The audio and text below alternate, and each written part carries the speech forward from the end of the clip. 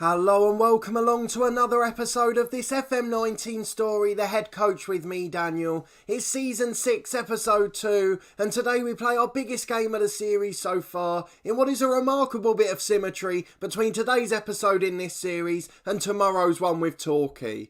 That's right, quite remarkably, in both series at the start of Season 6, we've managed to draw Tottenham in the third round of the Carabao Cup. It's the biggest game in both series as well, so I have no choice but to show you them back to back. So you're going to be seeing a lot of Tottenham over the next couple of days on the channel. Those of you that saw the 5-year review at the weekend just gone, you'll notice that Tottenham won the Champions League just 2 years ago and are back-to-back winners of the Carabao Cup in this alternate universe. So they're going to be a bit of a tough opposition for us today, and there probably won't be any side in England taking this competition more seriously, as they bid to make it 3 on the bounce in this one. In terms of our league start, we've been okay. You can see that we're sat comfortably in mid-table. 3 wins, 3 draws, 3 defeats and 3 on the goal difference. We're 4 points away from the playoffs and 4 from the relegation zone. So it's a bit early to tell how well we're doing, but hopefully we'll stick mid-table or above for the rest of the year.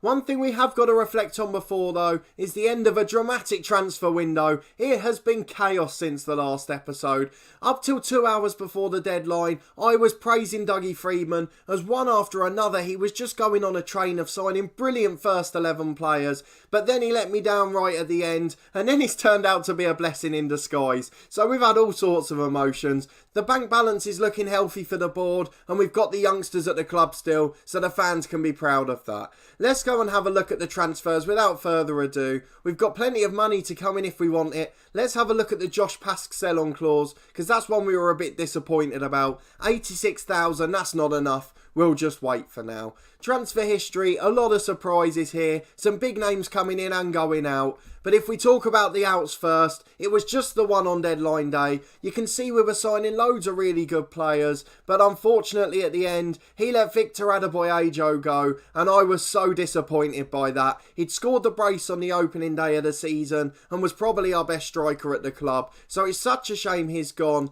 but it has allowed us to go back to what was our formation of choice before the season, before we'd signed Balotelli, where we were planning to play one up front. So to be fair, it has turned out to be a blessing in disguise, and our form has improved remarkably with our new formation. So he's gone for 6.25 million, a fee rising too, which he'll certainly meet, but he has picked up a 3-month injury, so it's not like we're missing out on a player that would be in the side.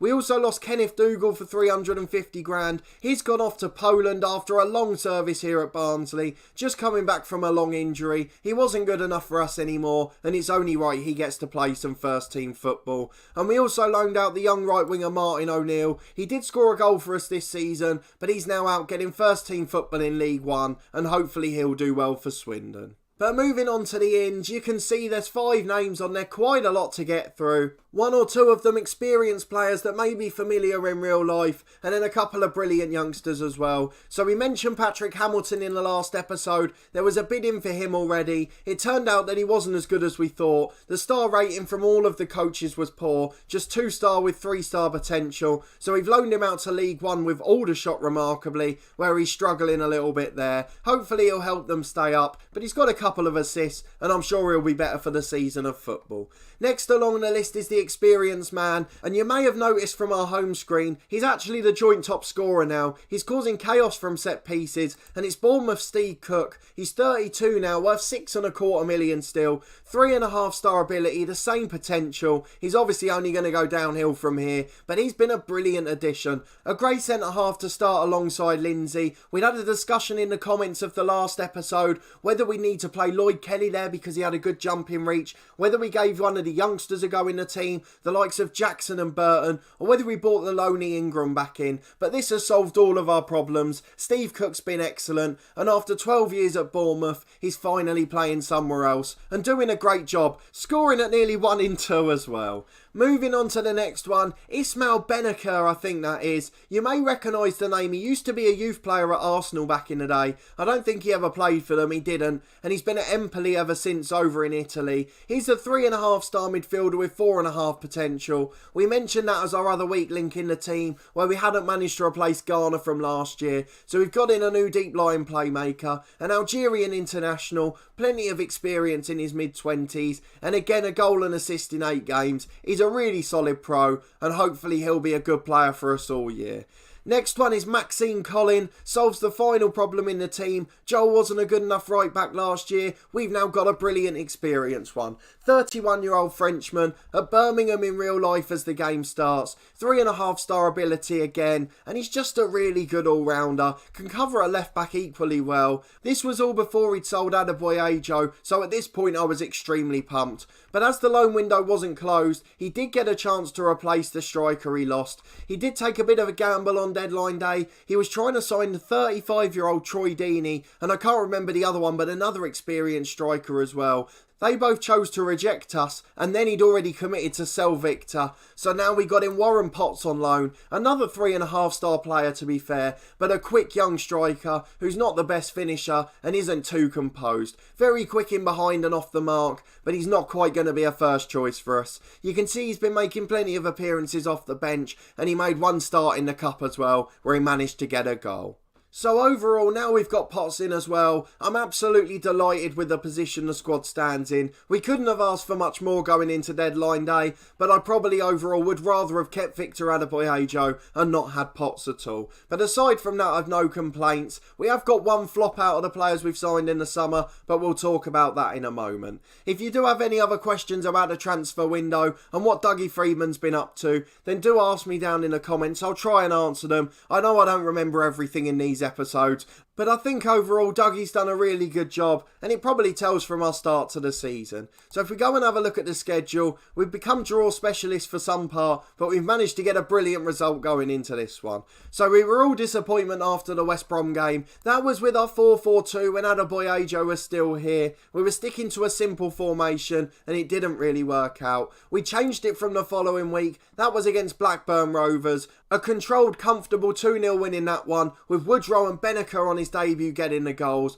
But for a 3-0 win from our reserve side in the Cup, we played 2 up front in this one, Balotelli and Keenan Davis. Neither of those guys got a goal, but Armstrong, Thiam and O'Neill all scored. O'Neill obviously has gone out on loan since. We drew 0-0 at Leicester. Again, we just defended really solidly. You can see all of our back 5 were in the 7s, something that scarcely happened last year and certainly didn't happen on the first day of the season. So that gave us a bit more hope, and you can see since we've never let in more than 2 in a game, and on the road never more than 1. We got a narrow 3-2 win at home to Swansea. Steve Cook turning up in the 93rd minute with a winner. Brilliant from him. Nelson had equalised for Swansea in stoppage time already. Noel Goodwin had scored right at the start. Woodrow got a goal in that one too. We then lost 2-1 at home to Cardiff. Cook scored again, but it was a disappointing performance and we deserved to lose overall.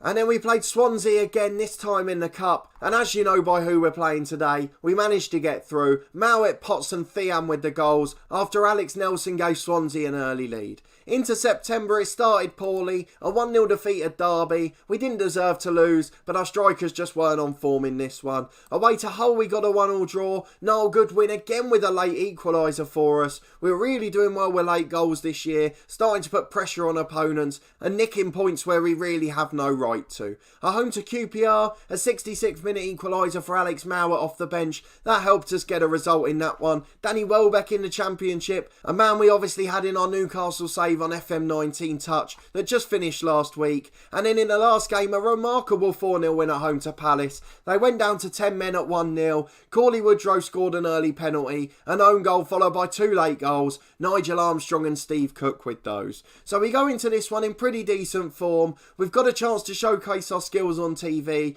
and we've just got to hope that Tottenham have got bigger fish to fry and decide they don't want to win the Carabao Cup this year. Maybe they've got bored of winning it and just want to rest everyone. So let's go and have a look at the tactic and the lineup for today's game. It's a little bit different to normal as we've been focusing on the league matches, and with it being just 3 days since the last game, we've got to make sure we rotate a little. We're heavy underdogs as you might expect. Charlie Taylor's out with a groin strain. Ingram's ineligible against his parent club, and we've got 1 or 2 others just coming back to fitness. So we have pretty much rotated the whole side, and you're seeing almost a backup 11 today.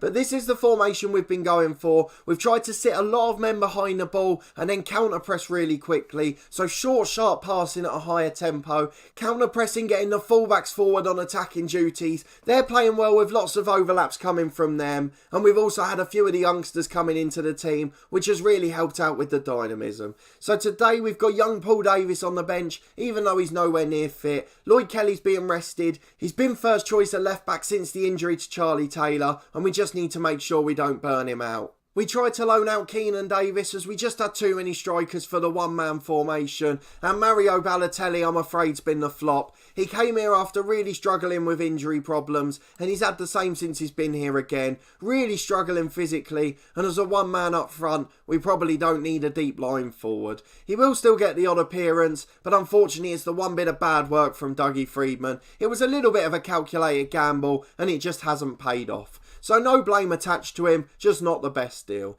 We will change some of these roles as we go into the game. Obviously they're adapted for our normal first 11, so we'll just change them up once we get into the match. It's Allsop in goal, Joel and Lewis are the fullbacks with Burton and Jackson in the middle, the two youngsters getting a chance together there. Van Lerberger's in the holding role, reduced to cup appearances this season. Mowat and Adam Reach moving into central midfield with Thiam and Bakuna on the wings, and then Potts up front with an assortment of players on the bench, some of them first choice and some youngsters as we'd mentioned. So let's get into it, and fingers crossed we can pull off some sort of miracle. Our backup team against Tottenham, I can't see it ending well against the holders. Okay, a back three for Tottenham, and you might think you don't recognise many of these games, but I've just clicked on the striker who's playing alongside Harry Kane up front, and have a look at him. A 21-year-old Englishman worth £66 million, who's outscoring Harry Kane since he's been in the side. He is a ridiculous standard of forward. Harry Kane's alongside him. He's got 225 goals in the league for the club. He's absolutely ridiculous too, worth just about 80 million him. Let's look at some of the other players there. They've got a number 5 in the side, he must be their first choice defender, 50 million quid Mexican, and a number 8 in central midfield, £14.5 million 20-year-old. So many players of a high standard, lots of wonder kids in there, and I really don't feel too confident today. Let's go and talk to the lads. We're just going to tell them to pick up where they left off. They won the last game 4-0, and that's the only thing that can give them confidence today, because the Spurs lineup certainly isn't going to help that. We did mention Potts. We're going to change his role to an advanced forward. That's what he prefers to be. We'll keep the rest of the men behind the ball, as we don't want to get too attacking against this good side. Where we've got the overlapping fullbacks, we should hopefully cause the back three some trouble. It's just whether we can get out of our own half. And our two young defenders are going to have to be at their very, very best, and probably a bit more than they can possibly manage, to try and cope with the two legends Spurs have got up front. We've got a tunnel interview to look at. It's about rotating the squad. Lloyd Kelly, we'd already had a discussion about why he's not there. Joel takes the armband. I didn't even know he had it. That's just how we'd set them at the start. He's only 5th or 6th on the list. Again, Steve Cook being rested. The league's more important, and we're trying to give the youngsters some football. This is one hell of a long tunnel interview. They wouldn't do this to an elite manager. We've got to get to the top, so they're scared of asking us more than 2 questions. Of course, it's going to be hard to get a result. We're playing Spurs. Davinson Sanchez is out, but they've got good replacements. We just looked at a 50 million quid Mexican. Ortega gets the ball back to the centre half. They're playing it in the middle already. We'll expect them to dominate possession. We'll expect them to create chances. We need our sub-keeper to have a worldie of a game, and we need to just try and hang on and create the odd chance. 10 minutes gone though, and we've not seen any highlights yet, despite Spurs dominating the shots and those that have hit the target. We've got the early throw. I say early, it's nearly half an hour. We haven't seen a highlight yet. Adam Reach gets the ball on the right-hand side. He goes back to Burton. Burton gets back to Mowat. We don't want to give it away there. And he's done just that to Ortega. Stewart's been put on one-on-one. The £66 million striker. And Allsop is having a worldie. What a save that is. Van Lerberger makes the second challenge. But it's another wave of pressure coming forward. We've actually had more possession so far. But we've clearly not had it in good areas. Or attacking areas at the very least. We're containing them though. And 0-0 after half an hour. With very limited highlights seen. Is something I would have taken at the start. We haven't seen any more highlights, but according to the stats, we're actually coming back into it. A really good first half, and if we can get to penalties, it's anyone's game. I say that knowing they've got superior penalty takers, but we could just bring on Balotelli in the 90th minute, so we've got at least one we can score. The lads are delighted, they're doing well, and to be honest, I thought we'd be 2 or 3 down by now. I don't mean to sound like I don't have much confidence in the lads, but this Spurs side are extremely good. Champions League winners, 2 world-class English forwards, and we're really doing well to be level with nearly an hour gone. Just under 15 minutes to go. We've still not seen another highlight. We've got to the final 10 now. I almost don't want to make any changes, but I know we need to in case we get to penalties, just so we can make sure we freshen things up and give ourselves the best possible chance. They've gone 3 up front. One of them's Nabil Fekir, who's a brilliant young striker in real life, playing at Lyon in that number 10 role, and he's just as good in game as well. They've also brought on someone called Robert. He's a 19-year-old wonder kid, another world-class striker coming through. They're going to be absolutely brilliant for the next 10 years, this club. Let's go to our tactics. Alex Mowat's knackered. I want to see what his penalty rating is. Just 9. So what's Benacer's in comparison? His is 8. Scully's there as well. Has he got a better one? Not at all. We're just going to leave it for now, actually. We'll make the subs in the 90th minute. We've got a long throw on the left. This could change things. Thiam delivers. Bakuna shoots. The keeper makes a good save. Our lads are doing so well in this game. And we're actually one clear-cut chance apiece now. Mowat with an in-swinging delivery. Can we find a Barnsley head? He's headed away to Van Lerberger. Jackson down to Adam Reach. He finds Van Lerberger again. That's a terrible pass. What's he doing there? Brilliant challenge though. And Bakuna clears it away. A few minutes left. We're going to take off Warren Potts. He's not had the best game. And he's not the best penalty taker either. So let's take him off and we'll bring on Balotelli on this occasion. A deep line forward probably helps us here, and a penalty taker just in case we hang on for the 10 minutes. We'll look at a few more in a moment, but for now we're completely happy with where we are. It's a free kick for Spurs. It could break our hearts, this one. Fekir's got it on the right, delivers to the back post, and it's in. We've done really well, but it's just too much. And with a minute to go, we trail 1-0. Thiam's absolutely knackered. He's picked up a knock. Who can we bring on the left? Lloyd Kelly will come on for him, and we'll put Lewis on left of midfield with Kelly at the back. We've got one more sub to make. Bakuna's anxious and not had the best game. Mowat's absolutely knackered. Let's bring Benacer on for him, just to see if we can create something special with the first choice playmaker. We're going to go attacking, and we're just going to ask the lads. We're going to encourage them. They deserve a bit of that. They've worked so hard today, and 1-0 is nothing to be ashamed of here.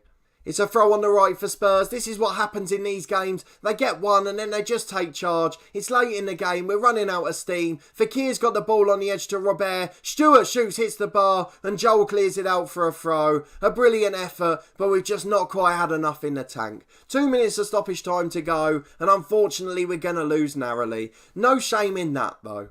We've got a long throw. It's our last chance with 30 seconds left. Headed away to the edge and now Agate's coming forward. Long ball to Fekir and he's going to be in. I'm sure he'll beat R2. Finds Stewart. Burton does well. Allsop clears away. The 2 young centre-halves against world-class players have really done okay. Steady if not spectacular, and that's as much as you could ask. But Balotelli's got the ball here 30 yards out. We were hoping for something magic, but that's that loss of pace we were talking about. He just cannot get in behind. Van Lerberger finds Adam Reach and back to him again, the holding man. The full-time whistle goes. We lose 1-0, but to be honest, we put up far more of a fight than I expected, and I'm really proud of the lads for the way they've played. A brilliant performance against a really elite side, and we've done a fantastic job of containing them. Let's go and talk to the lads. Winkler's right on this occasion. We were absolutely brilliant, and we have to praise the performance. The lads are happy enough with that, and don't forget, for our backup team, that's an unbelievable achievement.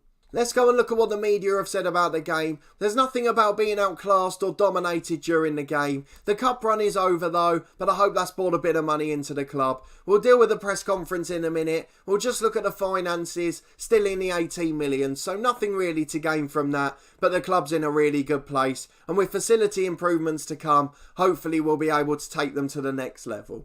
I'm really starting to enjoy my time at Barnsley. The young side are developing well, and Dougie's given us the tools to compete this year, so a mid-table finish is certainly more attainable. Let's have a look at the schedule for when we'll next be back. There's plenty of big games coming up. I don't really know where the sides are in the league. All I can see is those last 3 games in October, Rotherham and the 2 Sheffield clubs, all Yorkshire derbies up here. That's going to be a fantastic run of games. As Sheffield United up the top, we could show that towards the end. They're down near the bottom at the moment, as are the other 2 as well. Middlesbrough at the start of November, they're directly below us. So I guess we'll just judge it by where teams are after a few more games. As we said, the league's very tight, just 8 points separating the playoffs and relegation, so it's a bit early to gauge things like that. We may come back for one of the Sheffield games, but if not, it'll be early November. Hopefully we'll still be in good shape after that run of fixtures, and we'll be able to come to you with yet more optimism in the next episode after a disappointing start to the season, which has remarkably improved since the end of the transfer window and this game today. But if you did enjoy this episode, please put a thumbs up on the video. I really do appreciate your continued support. Let me know in the comments what you think of Dougie's work. I think he's been an absolute legend at the end of the window, but you've got to tell me if you agree. I don't want to start thinking that we're far better than we are. I think we've got a really good side. I just worry a little bit about depth again. Having said that, we've just played well with our second string against Spurs, the Champions League winners of 18 months ago. So I think I might be asking a bit too much at this stage. We've finally got time to build something at a club. They're a club that haven't reached their potential yet, and we can hopefully take them back up to the top end of the Championship and maybe even a return to the Premier League should we be given the time to do so. It's something I'm really looking forward to, so I hope you are as well. Subscribe to the channel for daily FM19 content from my 2 long-term stories, this one The Head Coach, as well as our other series Part of the Furniture, where as we mentioned tomorrow we've got an incredible bit of symmetry as we play Tottenham in the 3rd round of the Carabao Cup in that one too. You couldn't write that stuff really. There's also weekly content from our FIFA 19 career with Crew Alexandra, but a massive thanks for watching as always, and I'll see you next time.